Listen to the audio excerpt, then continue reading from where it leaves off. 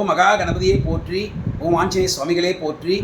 இந்த பதிவில் நமது துன்பத்தை, துயரத்தை, அல்லலை போக்கி அருளக்கூடிய மிக சிறப்பான அழகான ஆஞ்சநேய சுவாமிகளுடைய துதிப்பாடல் இந்த புத்தகத்தில் நம்ம கொடுத்திருக்கிற பாடல் எண் 53 பாடலை பார்க்கலாம். அஞ்சனை மைந்தா போற்றி, அஞ்சினை வென்றாய் போற்றி, அஞ்சின் கதிர்பின் சென்று அருமறை உணர்ந்தாய் போற்றி, அல்லலை போக்கி காக்கும் அனுமனை பாடியே போற்றி, அஞ்சேல் என்று அருளும் வீரன் அனுமனை போற்றுவோமே. பாடல் ரொம்ப எளிமையானது தான்.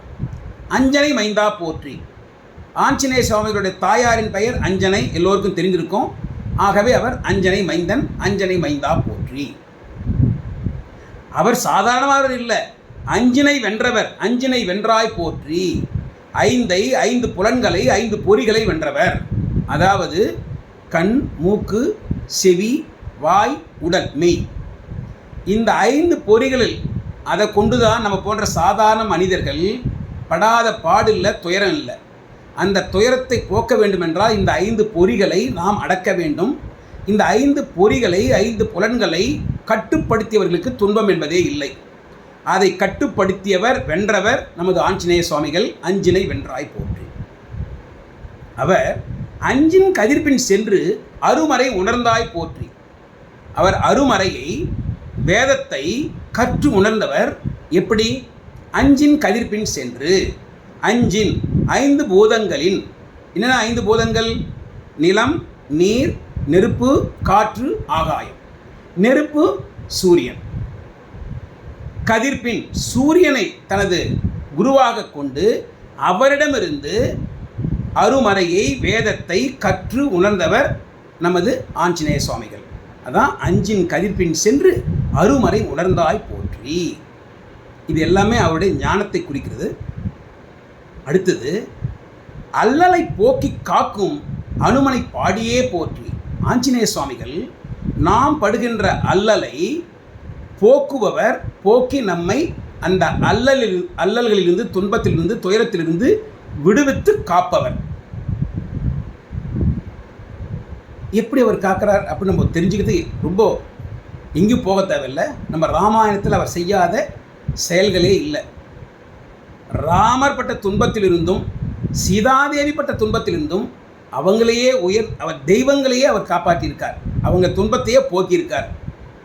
ராமர் கொடுத்த கணையாழியை சீதாதேவியும் அசோகவனத்தில் சென்று அவரை தேடி சீதாதேவியும் சேர்த்து அந்த அம்மா கொடுத்த சூடாமணியை மறுபடியும் ராமரிடம் சேர்ப்பித்தார். ஆகவே அவர் 2 பேருடைய துன்பத்தையும் போக்கியவர், எல்லோருக்கும் தெரியும். அது மட்டுமா? போர்க்களத்தில் லக்ஷ்மணர் மயக்கமடைஞ்சு இருக்கும் பொழுது சஞ்சீவ மலையே கொண்டு வந்து அங்கே இருக்கிற எல்லோருடைய துன்பத்தையும் போக்கியவர், ராமர் உள்பட, லக்ஷ்மணர் உள்பட. மகாபாரதத்தை போய் பார்க்கும் பொழுது அர்ஜுனனுடைய தேரில் கொடியாக இருந்து அர்ஜுனுக்கு காத்தருளியவர். ஆக மிகப்பெரிய உயர்ந்த கடவுளாகிய ராமருடைய துன்பத்தையே போக்கியவர்னா நம் போன்ற சாதாரண மனிதனுடைய துன்பத்தை அவர் போக்க மாட்டாரா? எளிதாக போக்கிடுவார். அல்லலை போக்கி காக்கும் அனுமனை பாடியே போற்றி. நம்ம செய்ய வேண்டியது ஒன்றே ஒன்று தான்.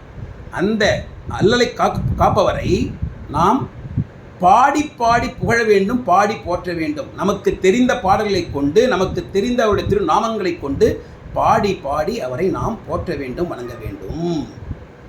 அப்படி போற்றும் பொழுது அவர் என்ன பண்ணுவார்? ஓடி வந்துடுவார். அஞ்சேல் என்று அருளும் வீரன் அனுமனை போற்றுவோமே. அவர் கவலைப்படாதே, நான் பார்த்துக்கிறேன், உன்னோட துன்பத்தை நான் போக்கி விடுவேன் அப்படின்னு அவர் ஓடி வந்துடுவார். அஞ்சேல் என்று அருள்பவர் ராமபக்த அனுமான். அவர் நம்மை காப்பார். அவரும் எளிமையான பாடல். மிக உயர்ந்த பரம்பொருளாகிய ராமனுடைய துன்பத்தையே போக்கியவர்னா நமது துன்பத்தை கண்டிப்பாக போக்குவார். நாம் செய்வது ஒன்றே ஒன்று தான். நம்பிக்கையோடு அவரை இந்த பாடலை கொண்டு பாட வேண்டும், துதிக்க வேண்டும். பாடுங்க. அஞ்சனை மைந்தா போற்றி, அஞ்சினை வென்றாய் போற்றி, அஞ்சின் கதிர்பின் சென்று அருமறை உணர்ந்தாய் போற்றி, அல்லலை போக்கிக் காக்கும் அனுமனை பாடியே போற்றி. அஞ்சேல் என்றருளும் அனுமனை போற்றுவோமே. ஓம் ஸ்ரீ ஆஞ்சநேய சுவாமிகளே போற்றி. ஓம் ஸ்ரீ ராமபக்த ஆஞ்சநேய சுவாமிகளே போற்றி. ஓம் ராமாய நமக. தவறாமல் கருத்துக்களை அந்த கமெண்ட் செக்ஷனில் பதிவு பண்ணுங்கள்.